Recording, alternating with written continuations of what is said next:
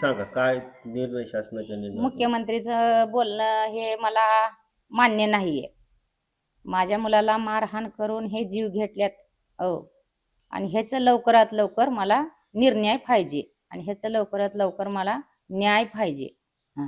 ह्या गोष्टीवर माझा विश्वास नाही आहे, मंत्रीच्या गोष्टीवर. आणि माझा न्याय लवकरात लवकर पाहिजे मला. मला 10 लाख रुपयाची गरज नाहीये. 10 लाख रुपये मंत्रीपाशीच राहू द्या खिशामध्ये. पुण्यात तर पोलिसला आणि नाश्ता बिष्टा खाऊ घाला म्हणा, ताकद येते थोडं मारायला. मला नको त्याचे 10 लाख रुपये आणि माझा मुलगा मला पाहिजे.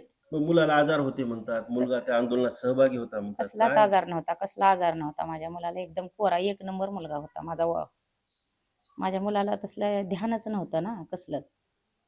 हे खाईन ते खाईन, एकदम नंबर 1 मुलगा होता माझा. मुलाला आजार नव्हता, कसलं गोळी नव्हती, कसले इंजेक्शन नव्हतं, कुठल्या दवाखान्यात नेलं नाही, कुठलं ट्रीटमेंट केलं नाही, काहीच नाही माझ्या मुलाला. हे सगळं दाबादाबी चालू आहे आणि हे सगळ्या खोट्या गोष्टी चालू आहेत. मला मान्य नाही मुख्यमंत्रीचं गोष्ट बोलल्याला. जे पोलीस अधिकाऱ्याला आता सस्पेंड करायचं हो, सस्पेंड नाही, जलमठेप करायचं. सस्पेंड रोज एकाला करेल आणि रोज एकाला सोडून येईल, रोज एकाची बळी घेईल. रोज मग 10 लाख हे वाटत बसल बळी घेणाऱ्याच्या गोरगरिबाला. मला मान्य नाही त्याचं बोलणं हे. मला त्याला सस्पेंड करायचं नाही, त्याला जलमठेप द्यायचंय.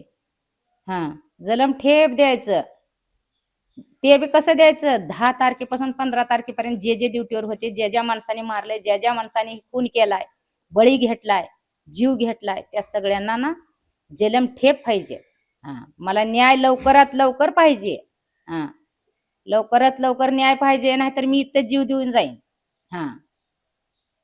माझा सांभाळ करणार माझा असला माझाच मुलगा गेला 35 वर्षाचा तरणा तांड पोरगण, माझं जन्म आता काय करायचंय. मला लवकरात लवकर न्याय पाहिजे. मंत्रीच्या गोष्टीवर माझं हे नाही आता.